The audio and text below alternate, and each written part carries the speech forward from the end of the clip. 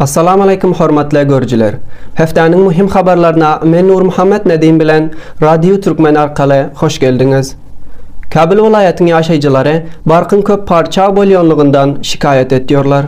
Bularyň aýdyşlaryna görä, şol soňlarda barkyn parça bolýanlygy köpelip, köp gynçylyk döretýär. Wa hamda bular birişna şirketiň bul meselany hal etmeklerine takid edip, hal bolmadyk suratda halkyň dürli gynçylyklara duçar bolmasyna sebäp bolýanlygyny aýtýarlar. Birişna şirketiň mesullary bark masrafyň ýokary gidişligi bilen parçawlaryň köpelýänligini aýdyp, bul meselany hal etmek üçin köşüşdeligini aýtýarlar.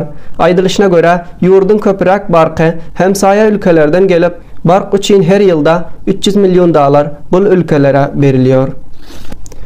İslami Emirligiň Difa Wezirliginiň başlygy Mevlevi Muhammed Yaqub Mujahid, Japan ýurdun sefiri Takayushi Kurumaya bilen Kabul welayatda duşuşdy. Difa Wezirlik bir habarnamada Mevlevi Muhammed Yaqub Mujahidin İslami Emirligiň daşary ülkeler bilen gatnaşyklaryň kawylanmasyny isleýänligini aýtdy. Aýdylışyna görä bu ýygnakda Afganistan bilen Japanyň gatnaşyklarynyň gerekliligi hakda gepleşik geçirilip, Japan ýurdun sefiri talim we tahsil, ekrançylyk we saglyk bölümlerde Afganistan bilen hemkarlyk etjekligine wada berdi. Bir habarnama görä, Japanyň sefiri İslami Emirligiň emniyet we muhaddira mawatlara garşy etýän savaşyna hoşluk bildirdi. Polio vaksinin kampanya duşanbe gün Afganistanyň 23 welaýatynda başlandy.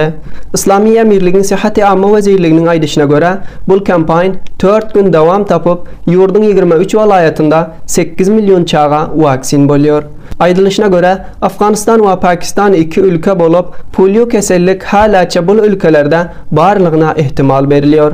Bu arada ýaşaýjylar Sihat-ı Amma Wezirlikden bul meselany göz öňüne almaklaryny istediler. Geçen 2023-nji ýylda Afganistanda 6 musbat waka sany alındy. Amma şol 2024-nji ýylyň başlandygyndan bäri hiç bir musbat waka sany alınmady. Bazı ahli teşeyyü ulamalar we büyükler İslami Emirligiň Wezirler başlygynyň siyasi orunbasary Mevlevi Abdülkebir bilen duşuşdylar. Bu ýygnakda bul alimler Mevlevi Abdülkebir bilen Aşura marasimini guralmagy üçin meşwara edip, bularyň emniyeti we başga dürli meseleler hakda gepleşik geçirildi. Bu arada Mevlevi Abdülkebir bul marasimlaryň emniyetini almak üçin emniyeti güýçleriň taýýarlygyny aýtdy.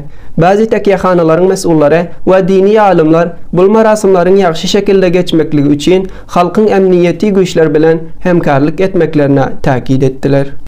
İslami Emirligiň Transport we Hawanawardlyk Wezirliginiň başlygy Hamidullah Ahundzada Kazakystanyň sefiri Alimkhan Yasingeldiýew bilen Kabul welayatda duşuşdy. Bu wezirlik bir habarnamada bu ýygnakda iki taraf hawaýy hamly nakl iki ýurdun arasynda tijareti kalalar intikal etmekde, aňsatçylyk döretmek hakda gepleşik geçirilenligini aýtdy. O hamda bu wezirlik Kazakystanyň sefiri yer we hawadan tijareti kalalar geçirmekde hemkarlyk etjekligine wada berenligini aýtdy. Afganistanyň milli futsalçylar topary bir dostana ýarışda Marakeşiň milli futsalçylar toparyna ýeňildi.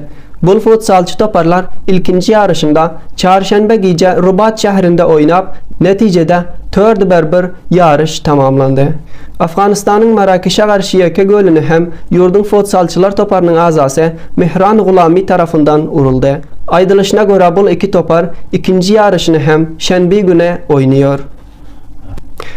İran ýurdun jumhurbaşlyk saýlawynyň ikinji döwründe Mes'ud Pezeshkian 16 milyon gowrak ray almaklyk bilen bul saýlawda ýeňiş gazandy.